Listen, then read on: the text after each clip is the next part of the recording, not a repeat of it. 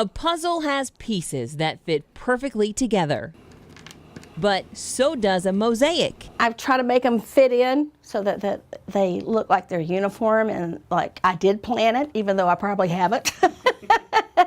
Artist Barb Lillis isn't a lady you want in your jewelry drawer. All these blue things are a blue necklace that a friend gave me. They won't give me jewelry anymore because they don't want to tear it up. Her collection is impressive and massive. I go to Goodwill and I buy big jars and I come back and I try to divide them up so they'll make some sense.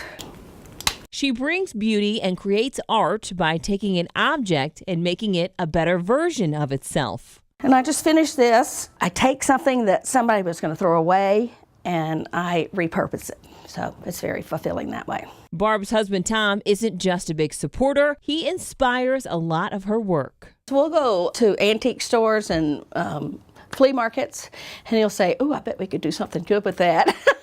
Sometimes her process is more like a treasure hunt. I may have to go dig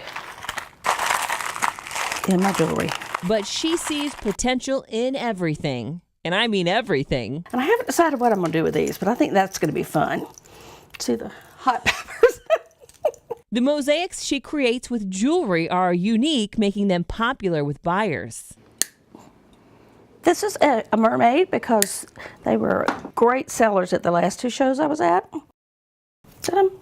She starts with a basic plan for each piece, then makes adjustments as it comes to life. I took wooden bracelets and all to make the hair, and then I use, it's kind of a mixed media thing, because then I add glass, and then down here will be like these little leaf things will be her tail. Something else you don't want Barb to get her hands on, your fine china. All right, let's see. Unless, of course, you're done using it. Some of these little with the flowers were my grandmother's china, but nobody wants china anymore. So I break it up. Barb also works with glass. This one we call Serenity. We're eventually going to make it into a water feature, but it hasn't turned out yet. She even did a mosaic for her neighbor on his guitar. It was his, and he wanted something to hang in their home in Texas. So he brought it up, and I covered it in stained glass.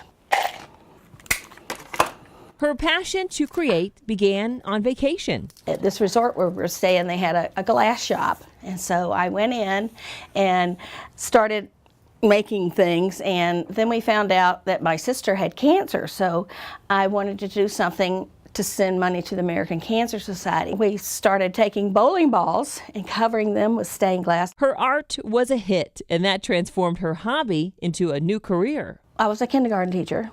I loved to cut and paste. Now retired, Barb calls her company Imagine It Mosaics, and she says her art travels the world. I had a lady from Sweden last year who bought, I make birdhouses too, and she bought one, and I said, I'm international now. Like many artists, the paycheck is nice, but I just do it because it's fun. And once in a while, she even impresses herself. I did a couple of Busch stadiums, and it's got over 1,000 pieces in it. It's huge, and yeah, when I got finished, I thought, you're not too bad. It's a skill that she says fulfills her. So no matter what you need her to create on, I found this plastic box, so I decided I should cover it with something. She's game, because bringing new life to art brings new life to her. You got to enjoy every day. Yeah, and I try to do that.